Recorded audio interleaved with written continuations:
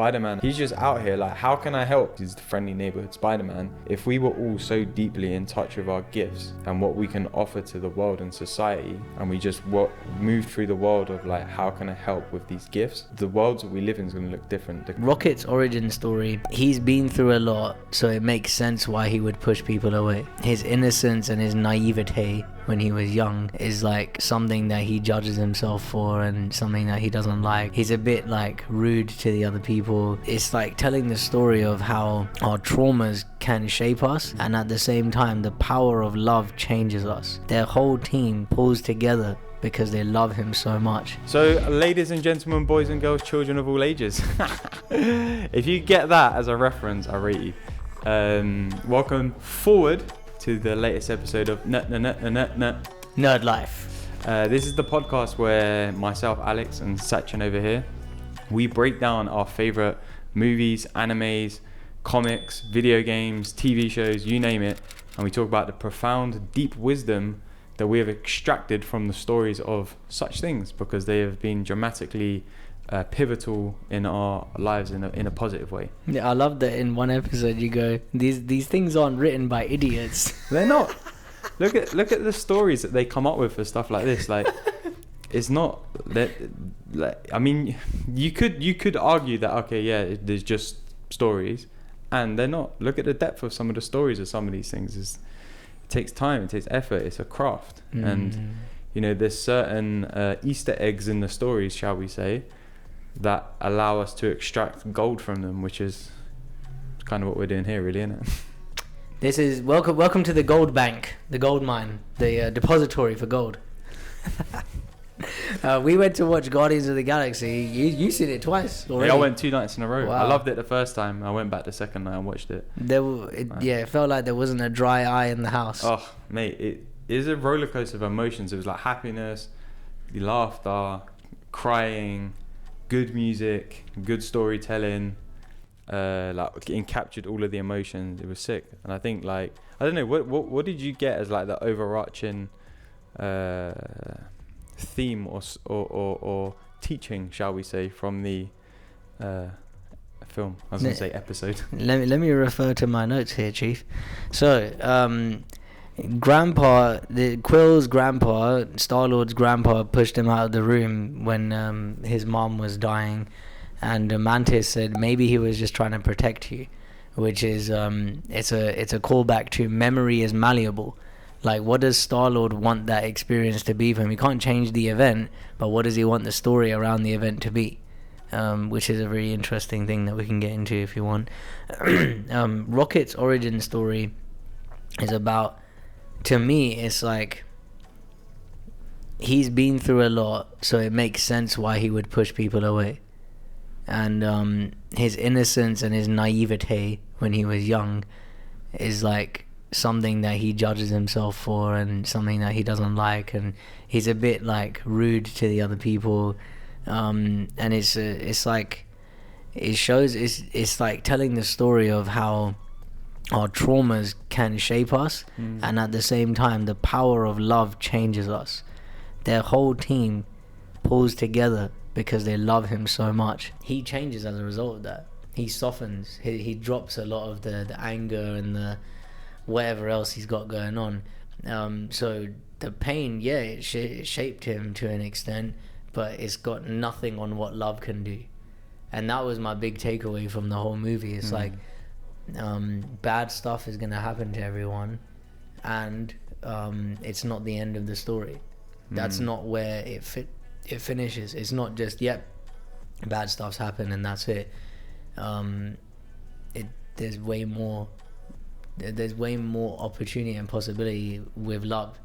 And then the other thing that I like that Mantis said is, there are the hands that make us, and then there are the hands that guide us. That was Lila, yeah, the otter. And I just, like, I don't know, man, that was just, that's such a great metaphor for a lot of things, and it really stuck with me. But that's really overall, in a nutshell, what I got out of the movie.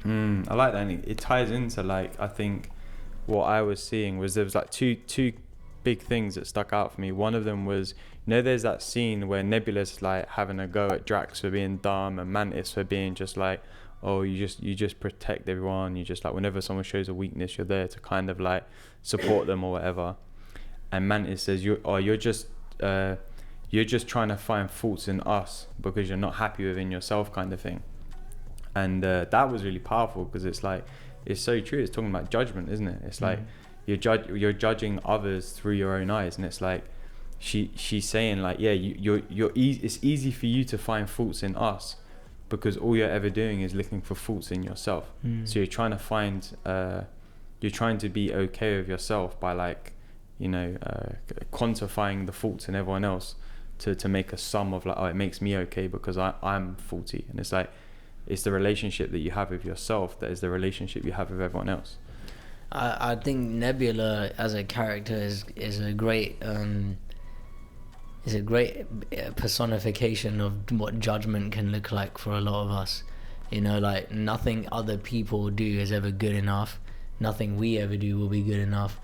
And it's like you've always got grounds for not meeting a standard or somehow failing in something. And when you look at what Drax said after she was telling them off, she goes, oh, you can speak their language. He goes, you didn't ask. And it's like, when you're coming from such a strong place of judgment, you miss things because you're not asking, you're not open and curious. You're like set in stone and black and white, whereas curiosity is all colorful.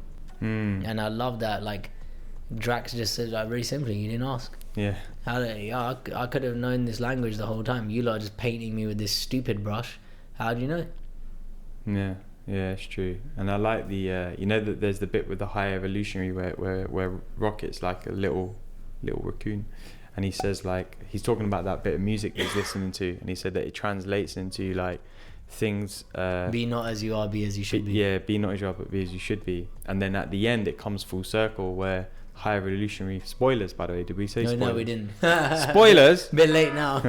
High evolutionary is like basically dying, and they're like, kill him, and Rocket's like, no, I'm not going to kill him. And then high evolutionary says, I was just trying to make things perfect, and Rocket said, no, you're not happy with how things are. And I think that's such a big message. Like, can you be okay with what is? Can you be okay with what is forever? Can you be okay with the feeling that you have forever? Can you be okay with this situation forever? Because the suffering we have about situations isn't because of the way things are, it's because of the way we internalize it. So the high evolutionary is like living a life of like, oh, I need to make the perfect thing, I need to make the perfect thing, I need to make the perfect thing, I need to make the perfect thing. And he's on a constant chase because he's not happy and satisfied with how things are. Like, he sees Earth as like this great planet, but the people are stupid or they're like violent or whatever. So I need to recreate Earth with all of its arts and literature and culture, but without the violence and without the stupidity, and like a loving, peaceful people. I can't think of the right word there. Population. And Rocket basically throws it in his face. Like, yeah, you're just not happy with the way things are. It's not that things are wrong. It's that you see them as being wrong. One thing I liked about the how the high evolutionary got pissed off about he's like, how did you see the problem even though I created you?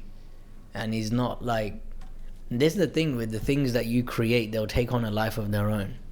It's not about the creator, it's about the effect that the creation has on other people.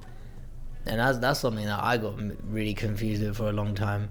Like, if I'm creating something, it has to mean something about me. I have to be better than the creation. But it's like the guy who created Superman. Superman's taken on a whole life of his own. A whole life of his own. He's he's become like a figure for other people. He's doing a lot for others. No one really talks about the guy who made him. It's true. And I think this is the same thing. Like, there's a humility that comes with creation. You gotta let it go. You gotta let it be its own thing. I was talking to someone who hasn't released any of their music, but they've made loads of music. And it's like, oh, I'm like just insecure about what people will think when I release it. And it's like, well, what if it's not yours? Same with Rocket. He's not the high evolutionaries anymore. He's his own entity. And I like this as it's an analogy for us and our parents. Our parents create us. We're not them. We're taking on a different individual experience of our own, and what we do reflects on them. Just like Rocket, the great things that have come about from him being the way he is, they reflect on the High Evolutionary. There's a lot of great things that he can create, but he's choosing to be a dick about it.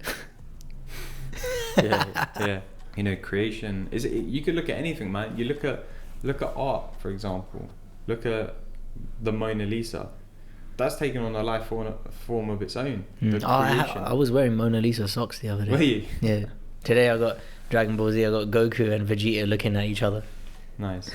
And yeah, like it's like, yeah, I hear that. It's like the things that you create and put out into the world take on a form of their own, and all we can do is like give them to the world as our creations.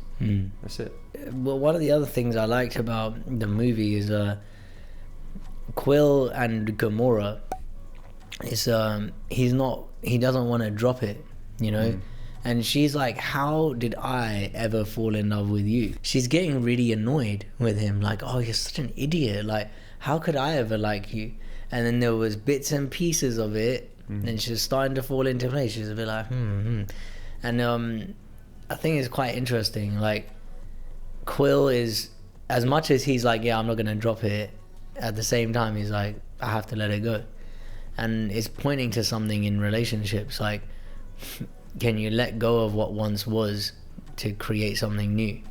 That's not just with relationships, with a lot of things, but I think I've had a lot of relationships that are very on-off, and I'm not willing to leave behind what was. I'm not willing to leave behind like the amazing physical intimacy or the emotional connection or whatever it is, and I've kept it going with the hopes that it will be great again, but I'm creating more of a problem.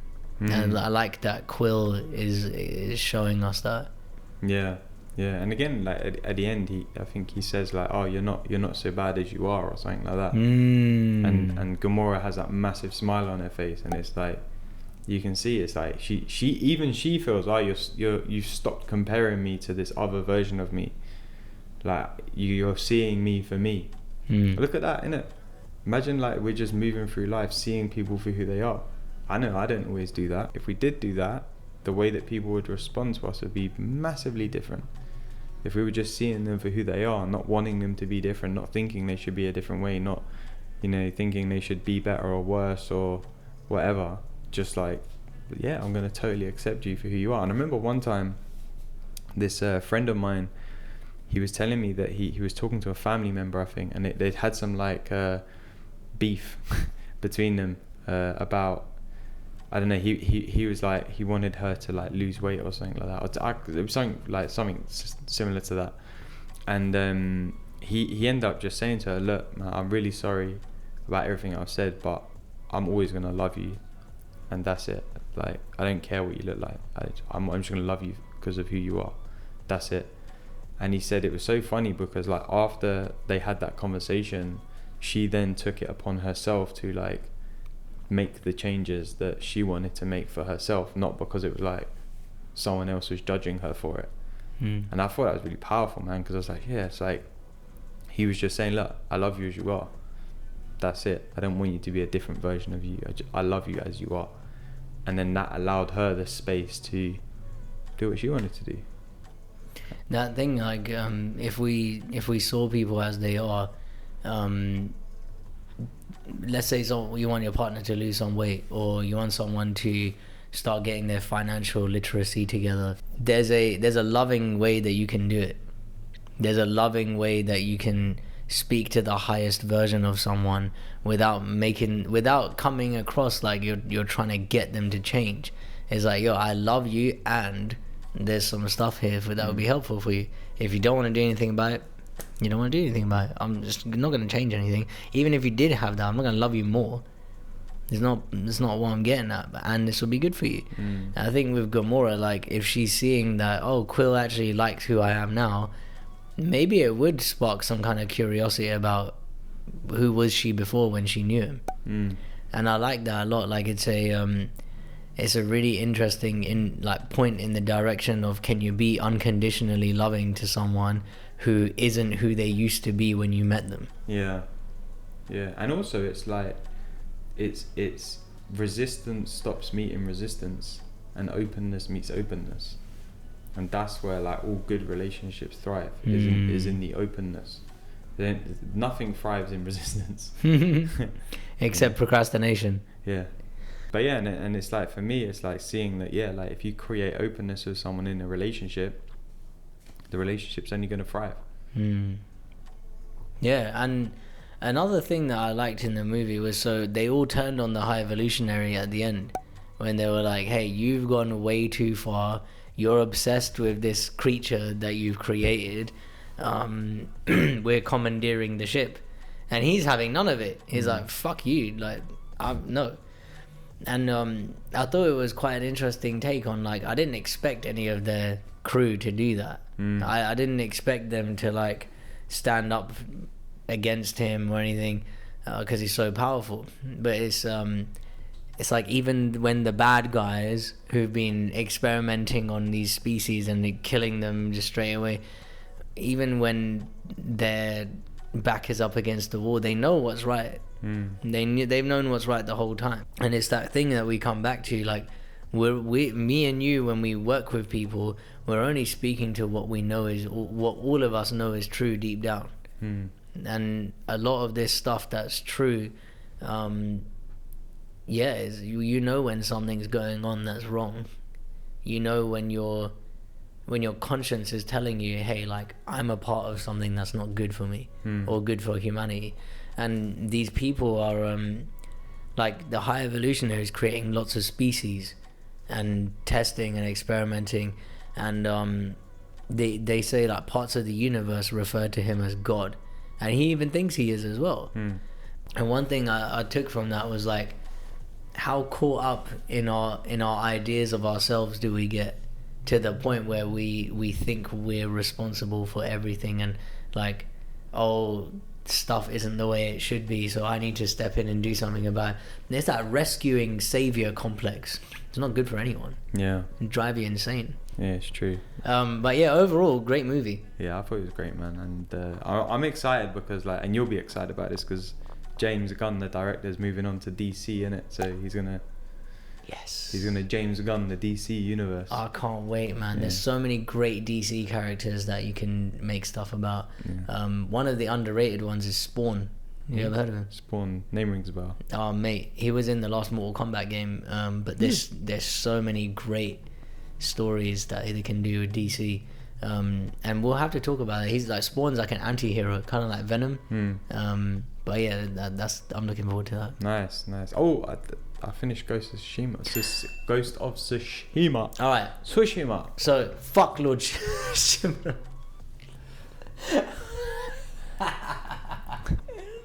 Hey, to be honest, I thought it was a very interesting, spoilers.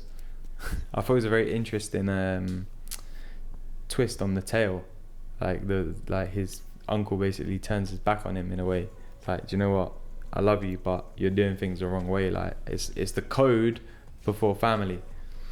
And it's like, you can just see, man, like, as a player of the game, like, you're like, oh yeah, that's a bit fucked up. Like, it's a bit fucked up that, like, you're putting the code of the samurai before, like, who's the one who you basically say is your son.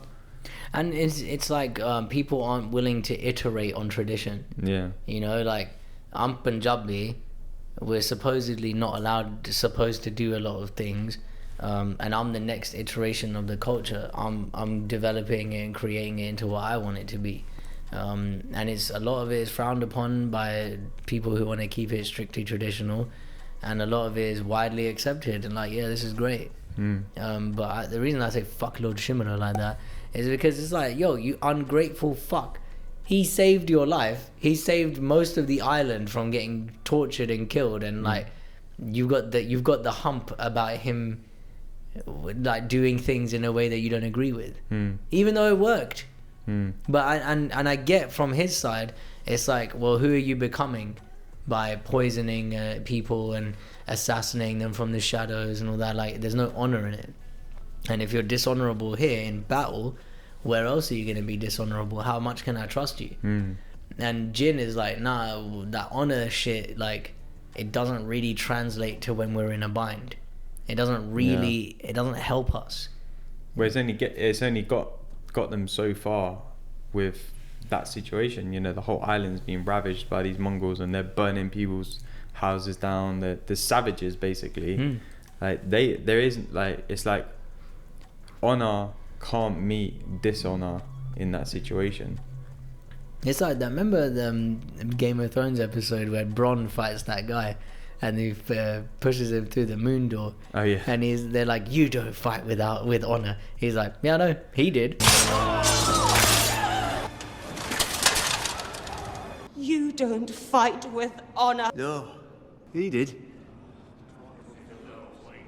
Yeah. I think that's such a great example of, like, you can have all of these really, like, moral codes and stuff. Does it actually serve you? This is my thing with morality. Yeah, like, I think killing people is wrong. It's serving me pretty well so far. It's helping me not, like, be negative and, you know, angry and stuff. And at the same time, there's a time and place for it.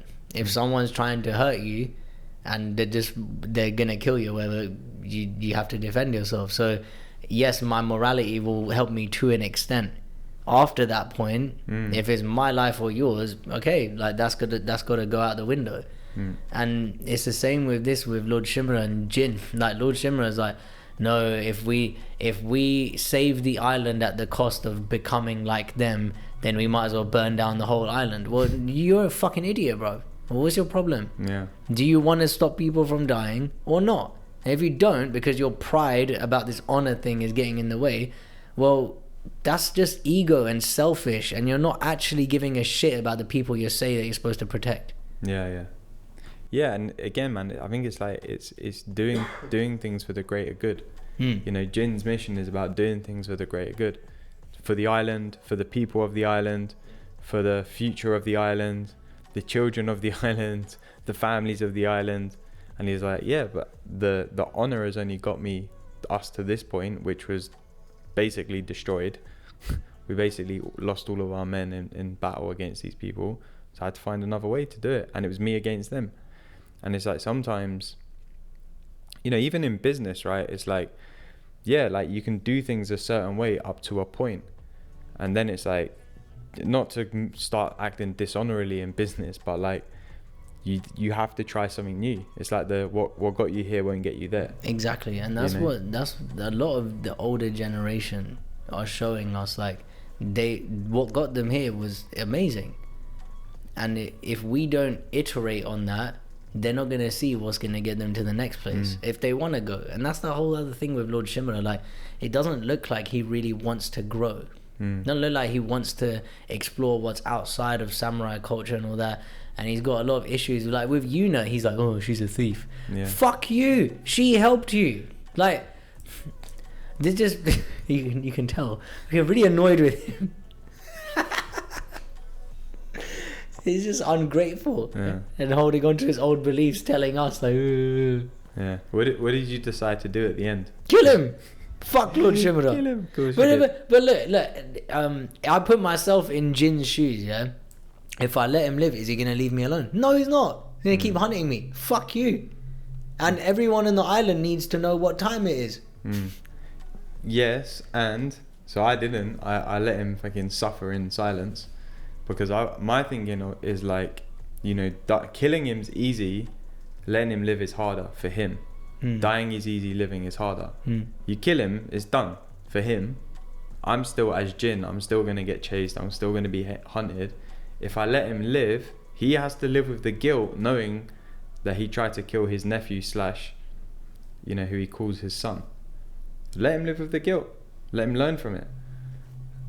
If it was real life, yeah. But in a video game, no.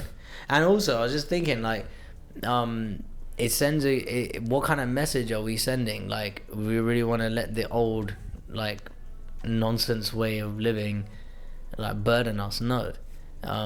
It's like, we were talking about this with Underworld, you know, like, tradition, and like, how did we get in, you know, that episode about Underworld, and how, like, tradition and culture and all that, it was sick. I see the kind of the same thing with Lord Shimura. Like, it's just it's become like a whole burdensome bullshit thing. It's not even about honor anymore. It's about ego and pride and like preserving something just because for the sake of preserving it is stupid. Let's get into Spider-Man. Oh man, do you know what I told you, innit, that I've been watching the 90s. All right, who's your favorite out of the villains? So far, oh man, I like Kingpin. Yeah, even though he hasn't done much Wilson yet, to be Fisk. honest. You gotta love a bit of Wilson Fisk. He's so big. Yeah, but you know who's sick is the Hobgoblin. Okay. He's just a slimy little like, just gets away from everything. Yeah, Hobgoblin or Green Goblin? Hobgoblin. Yeah, Hobgoblin's more evil. I like him better. You know, in terms of the way they look, Shocker is my favorite. Yeah. He's got such a cool design. I love the way they created him. Yeah. But Venom, Rhino, they've got some other great Carnage. Mate, everyone. Morbius. Yeah. Vulture. I really the Punisher's in it. Blade's in it. There's Doctor Strange. That is sick. It's got everyone. Have you met Madam Web yet? Yeah, she just come into it. And the Beyonder? Nah, not yet. So later on, there's one called I can't remember. I think it's like Spider Wars or Secret Wars or something like that. Yeah, something like that. And the whole story is so crazy. But this series of Spider-Man really captured something. Like, I don't know how to put it into words, but it captured the essence of like an adventure. There was times where you didn't know if Spider-Man was going to live or die.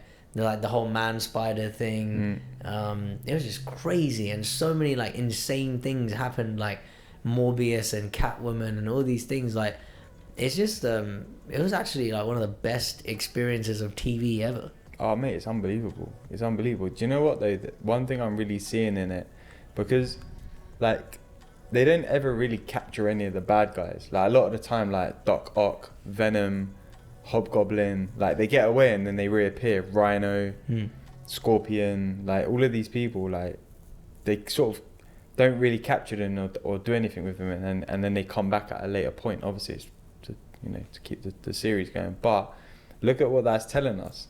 If you don't clean up your mess, it's gonna come back to haunt you at some point. It's like, if you're walking down the street, for example, and you step in some dog crap, and you just put your shoes in the cupboard and think, oh, just forget about it.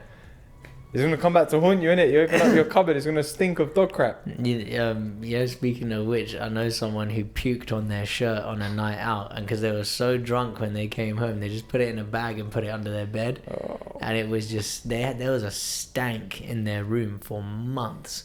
And they were cleaning out one day trying to figure out, something died in my room or something. I had mice in here or some shit. And they took their shirt out and it reeked. Like imagine like a couple of months fermenting in a bag. Yeah. So look at that, yeah? As an example. Look at that. Our limiting beliefs.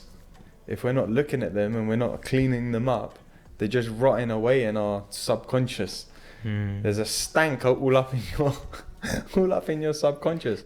And like some of the deepest work that I've done, and I know that you've done on yourself as well, has been to clean up these misunderstandings, these limiting beliefs, these judgments that we have on ourselves. All of these things are like that sicky shirt under the bed, or like the dog poo that you're stepping in and then just putting your trainers in the cupboard and forgetting about it, or like Doc Ock who just like escapes into the world and you just think, oh yeah, we'll leave him crack on, and then he comes back to haunt you like 5 episodes later. And it's funny because I was watching a couple episodes this morning and I was like, why is Doc Ock back again?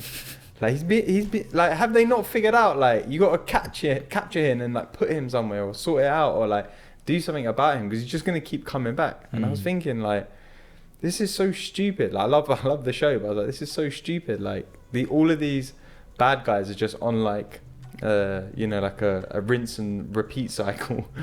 And it's like I was just looking at it like, yeah man, like it's the same with our lives. Like if we're I know I've got this blind spot, or I know I've got this weakness, or I know that I've got this limiting belief, but I'm just going to leave it alone. It's rinse and repeat. It's going to come back and haunt us.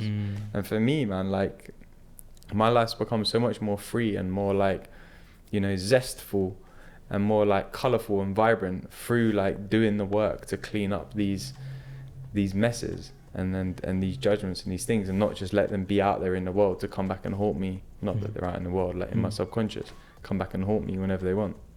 They manifest in other ways. Here's what I see with Kingpin. He's just pissed off about everything. I will catch you, Spider-Man. Like, he's trying to do a lot of like underhanded shit. Like, he's selling weapons of mass destruction on the black market, whatever it's called. He's just out here like all kinds of debauchery, all kinds of like, I want to take over the city or control the world or be powerful. And when they explore his backstory, his dad was like a common petty thief or like common criminal or something. And he watched his dad get beaten up or something, and then like people used to call him fat when he was a kid, so he was like, oh yeah, I'm gonna be like a tough guy. And he's got all of these misunderstandings festering over time, and it's stanking up his whole life. He's like one of the most pissed off people you'll ever meet. Ain't no girls want to be around him. How many women have you seen him with?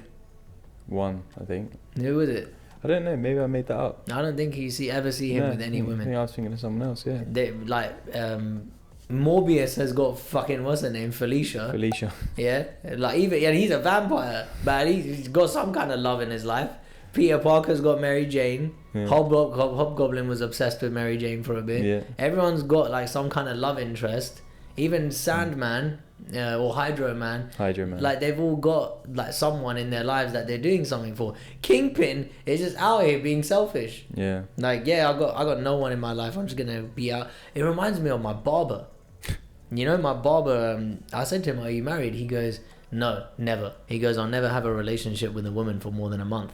And I was like, "Why?" Yeah. And then he goes, because one minute it's all fuck me, and then the next minute it's fuck off. I'm like, I didn't ask him this, but I was just thinking, how are you contributing to that? Yeah, how are you creating? Women aren't just like that. Maybe they are, in my experience, they're not. Yeah, that's quite interesting. And you know, it's funny because like even with Kingpin, I was looking at, okay, yeah, what else can he be teaching us? And I was like, look at what he's teaching us as like business owners, like entrepreneurs. Like you don't ever really see him out on the streets doing. He's not like the one who's out there doing everything, right? He's got other people doing things like the Insidious 6, and he's got Hobgoblin. Insidious. What did I say? Insidious 6. Hobgoblin. He's got all these, Hammerhead and whatever, like doing all of these. Who's Hammerhead? The guy with his head's like made of like iron or something, and all he does is headbutt everything. He's like the mafia guy. Oh, yeah, I remember. And yeah, he's got all these other people doing it, and it's like, all right, the example I'm trying to get at here is like, it's good to do things by yourself, and you can go further when you do things as a team. Like as a business owner, innit? It's like, you don't just run your business just you. You've got Felipe who does your assistant stuff. You've got Mick who does the editing. I use Mick, does my editing for the podcast and stuff like that. You know, I've got coaches, mentors that help with my business. It's not, I'm not just trying to do it myself. And that's one thing I was seeing in Kingpin is that he's not just trying to do things himself. He's got Smythe, as his little assistant. Oh my God. Yeah, we'll get into that in a minute. He's got, you know what I mean? He's like, he's bringing people into his team so that he can go further with what it is that he wants to create in his business, in inverted commas. And I was looking at it like, that's actually quite a sick thing to see. Like, whereas, say Spider-Man, for example, up until now, he's just doing it by himself. And there's only a certain point that he's going to get to. Now, I'm sure when it comes down the line to Secret Wars, he's probably going to have to team up with some people. But it's like, Wilson Fisk's big vision of what he wants to create. He knows he's not going to be able to do it himself.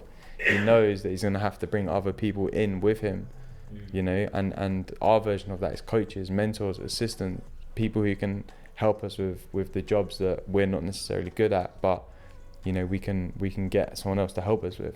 One thing that Kingpin is very good at is he understands community, meaning common unity. There's a common unity around hating Spider-Man, so he's leveraging these Insidious 6. He views them as idiots. All right, you lot distract him, I'll do my thing while you're distracting him.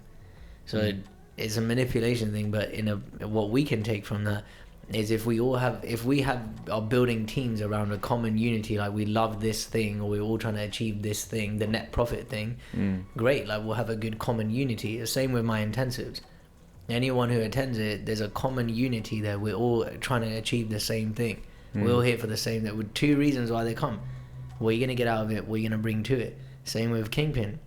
He's choosing people to be a part of his thing based on, what do you want? Oh, you want money and you hate Spider-Man. Cool, I'm with you. And I think like Shocker, Scorpion, Vulture, Rhino, Doc Ock and Electro, they're not the smartest people. And Kingpin really knows that. And he's playing to his strengths and their strengths. He's like, all right, you guys are the brute force. You handle this stuff.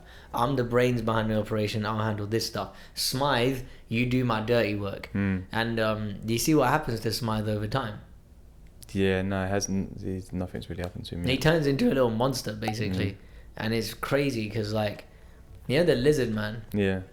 Him and Smythe are quite similar. Yeah. So Connors is the Lizard Man and Smythe is the assistant.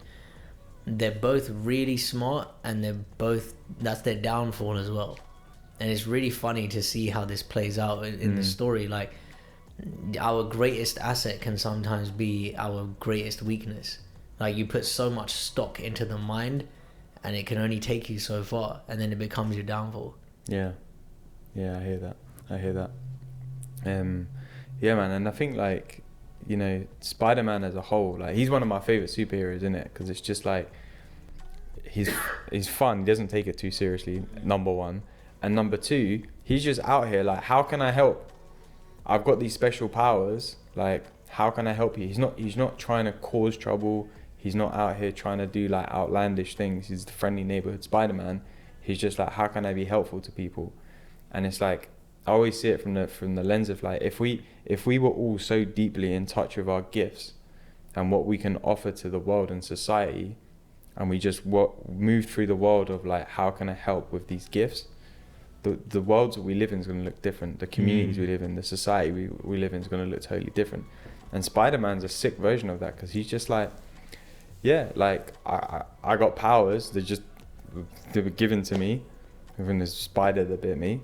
Right? What can I use them for force for good? How can I help people with it? You know, how can I be of service in the world? You know, and it's not like he's out here. He could easily be charging people money. Oh, you want to go and like capture Doc Ock? All right, pay me £1 million. I can capture him for you. He's like, no, I'm going to go do it anyway. It's a great example of creating versus being in victimhood. So he could be bitten by this spider and say, oh, I'm in school. I've got all these crazy like things happening to me. You know, he tries to explain it to someone. They're like, oh, you're just going through puberty. And he's like, I'm like 17. Yeah. What the fuck are you talking about? Puberty, bro. That was a while ago. And instead, it's more like, he doesn't... it's a challenge, and he wants to create with it rather than it being a victimhood thing. And it was really funny to me how, like, you know, if you put other people in his shoes, they could find 1,000,001 reasons not to go out and chase criminals or anything. And he's just like, yeah, cool, look, I got Peter Parker stuff going on in my private life, and I got Spider-Man stuff going on this side. And he's choosing to have both of them. He wants to have a girlfriend, he wants to look after his aunt, and on the other side, he wants to do good for humanity. And it's kind of like us being business owners. You know, like, we got our family lives, our private lives, stuff going on with our relationships, and we got people that we're wanting to help in the world. And I love that Spider-Man's showing us that there's a way of, if you're being the same person, like Spider-Man is Peter Parker, Peter Parker is Spider-Man. If you're being the same person all the time, the two overlap so much that you're not being any different. Yeah. And who you are in your business and in your relationships is if there's a big difference between both of them, if in your private life and your public life there's a big difference, you're gonna get exhausted. Look at Kingpin. He's tired of everyone's shit. That's why he's pissed off all the time. Yeah. If you look at any of these villains, they're not the most energetic people. They're like, their lives are a mess. Yeah. Yeah. And the flip side to that though, with Spidey, like Peter Parker Spidey, it's like he does that, and he also lives in the realm of like, I have to keep these two identities separate. You know, no one knows that Peter Parker is Spider-Man, and no one knows Spider-Man's Peter Parker. He keeps them so separate that it actually causes him conflict as well. Like, he messes up his relationships. Like, the Mary Jane relationship is always like, you know, fumbling away from him. Aunt May's always worried about him because he's like disappearing and he's getting himself in trouble, and you know, his schoolmates are worried about him, and you know, there's a lot of stuff that happens in his life where people are like, his life as Peter Parker is getting messed up because he's being Spider-Man, and because he's got like a divide in the way that he's living the two sides of his life. And it's like, you know, again, if we're, to what you were saying, if we're being different in our personal lives to how we are in business, say we've got like, oh, I'm going to put my business mask on today and I'm going to be all like good and merry and peaceful and happy and yeah, whatever, and then you go home and you're just a miserable fuck. Like, there's so much inauthenticity there, and I think like that's one thing that I do see in Spider-Man is like, he's showing us what happens like when you are being inauthentic, when you're trying to put on a different outfit, you know, a different show, a different performance in one area of your life versus a different area of your life. Like, it can massively mess you up because you're constantly trying to cross a divide of like, oh, am I being Peter Parker or am I being Spider-Man, or am I being Spider-Man or am I being Peter Parker? And I think like, we were talking about it earlier, like, you know, when you go through life and you're just like, I'm going to put my coaching, you know, I'm going to go into coach mode now. It's exhausting because it's something you have to turn on or turn off. And people, you see it all the time. People turn on, you know, okay, I need to be social now, and then I need to turn off my social. Like, you hear people say things like, oh, my social battery's running low today, or, you know, my energy's running low because I've, you know, put so much effort into this thing over here, and when now I have to put effort into this thing, I haven't got the thing. And it all comes down to this. There's like a divide in life. And I had it for a long time, man. Like, I was, you know, showing up on like a night out, trying to make out like everything was cool, I'm happy, like, yeah, one of the lads. And then I'd go home and I'd be fucking miserable and just like think like, what's the fucking point of all this?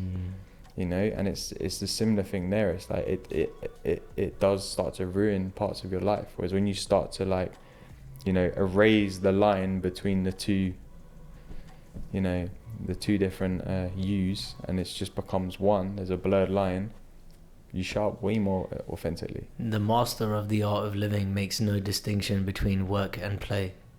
Their labor and their love, their religion and their lifestyle. To them, they're always doing both, and they'll let other people decide which one they're doing.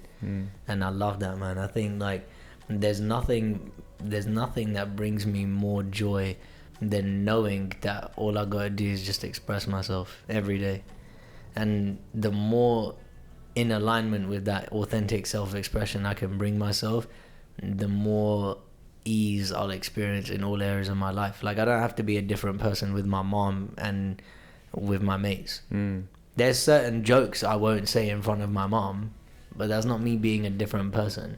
And just, I said this to someone recently. I was like, hey, any of the jokes that you've told me, could I tell my mom?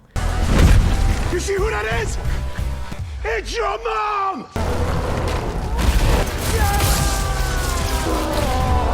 And he started laughing. He was like, I wouldn't. I'm like, yeah, I know. Can you change up the jokes a little bit? It's like, this really the humor that we're messing with these days. And it was really fun. It was like really stupid jokes I was telling. But I love that way of living, just in total alignment with, I don't need to be any different. And all across the board, anyone I speak with, I don't have to put an act on or a mask or any of this shit. I can just be. Being me is the biggest joy that I can ever have. And I was saying this to one of my mates, like, what we do for a living is we're putting people in touch with like how they can be themselves again. And I don't know if there's anything more beautiful than that. That's it, man. And it's like the more deeply in touch you are with it, the more like authentically you can show up in life. You know, otherwise people are being like out of integrity, you know, like with themselves. That's where it starts. You know, like even in the Marvel, the MCU movies, like look at the last movie, No Way Home.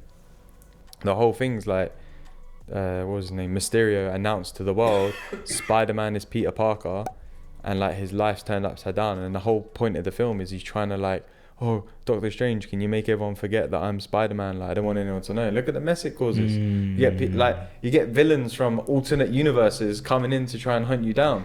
Yeah. And it's a big mess. You get other Spider-Mans getting pulled into the, like, it turns into like this big kerfuffle because he's like too busy trying to like. He's obsessed with what people think. Yeah. In the metaphorical sense. And we were talking about, so I'm not going to name names, we were talking about someone earlier today who you could definitely use your help. And they're in very much the same position. They are obsessed with how they're being perceived by the outside world. What people think of them, how well they're doing in made up metrics of success. And I'm not victimizing this person. It's a good example for a lot of us. Sometimes we'll get wrapped up in where do I match up to where I should be or could be, or my peers, colleagues, and all that. And it's a real good indication that we're going in a not so helpful direction. Yeah, and it happens with all of us in different parts of our life. Like, you know, I doubt there's anyone sat here that's listening to this or watching this, and you know, me and you that could honestly put your hand up and say, oh yeah, I've never had that. Like, of course we have. Yeah. And it's good to be aware of it. It's good to know, okay, this is where it's happening, this is where it isn't happening, and it's something to work on. Because I don't really want to live my life like worried about how other people are viewing me. That doesn't seem very fun. No, and it's because you never know what other people. So it's all going to be your own made up story, and B, like, it's not very freeing because you're constantly being a chameleon in different areas of your life to fit into the narrative that you think people have about you. It's exhausting. Yeah. People pleasers and those kinds of chameleons are some of the most exhausted people you'll ever meet because they're never truly being themselves. And I've been a massive people pleaser for the majority of my life, and it's quite funny to say it out loud because I don't think anyone would describe me as a people pleaser at the moment. But there's a freedom that comes with that, and it's not that. And I was saying this like a while ago. It's not that I don't give a fuck what people think. It's actually kind of the opposite. I care more now about how people feel and think, not about me, but for them. If someone's upset with me, I care about them being upset. Oh, I'm sorry to hear that. Like, I'm sorry you feel that way. Do you want to talk about it? Not, oh my God, what did I do wrong? No, I don't have anything to defend. I'm on your team. What's up? Yeah. It's a different way to be. There's a difference between like I need to understand why you are being like this to me. What have I done to you? Versus I'm going to be understanding to you. Like, what's going on for you? Are you okay? And it's like, there's a big difference between trying to understand to being understanding. And when you're being understanding with people, like, it's a game changer. Like, you know, Shen dropped this bar on me a couple of weeks ago where she was like, she wanted to change something in the flat. And I was like, yeah, but why? Like, I don't get it. Like, it's perfectly normal. It works fine. Like, it's going to be a hassle to get rid of it. Then we have to get a new thing in, etc., etc. And she just went, Alex, I don't want you to understand. I want you to be understanding. And I was like, ooh, that's a bar. And she said you should have seen your face when I said it. So I brought it up again later. I said, you know, that was a gem that you dropped on me because it's like made me see things differently. She goes, yeah, you should have seen your face when I said it. And I was like, I'm not surprised. You know how that's it's gold. Like, again, like, if we're being understanding with people, we're coming from a totally different place when we're in conversation. Yeah. If someone's like, you know, we can clearly see someone's frustrated with us or annoyed with us or whatever. You can see someone's, I don't know, doing stuff that we could easily judge them for. Instead of judging them for them or trying to understand why are you being like this to me, let's be understanding. Like, are you okay? Like, what's going on? Like, is everything cool? Like, just want to check. Like, this doesn't seem like you. Like, are you good? There's going to be a very different type of conversation. Again, it's resistance meeting resistance, openness meeting openness. Yeah, man. Lord Shimura ain't got none of that. Fuck Lord Shimura. Yeah, he's meeting resistance with fuck you all the time. You know what? I really loved Ghost of Tsushima. I bought it in July 2020 when it came out. And I was just obsessed. I did not stop playing that game for ages. And my friend from Denmark was visiting at the time, and she was like, Sachin, you haven't really paid me much attention. I'm like, yeah, I'm just thinking about this game that's coming out. And she was like, all right, I made the trip over from Denmark, thanks. But yeah, man, I really love these parallels of, like, Ghost of Tsushima, Kingpin, like all these things that we've talked about today, Guardians of the Galaxy, everyone's got their own versions of misunderstandings. And I feel like, yeah, we're talking about loads of different things, like comic books, TV shows, video games, but we're always talking about the same thing. Yeah. And it's really funny because like we could talk about Mortal Kombat, Venom, all these other things that we've got around here, and really ultimately we're talking about the same thing. Like Keith. Yeah.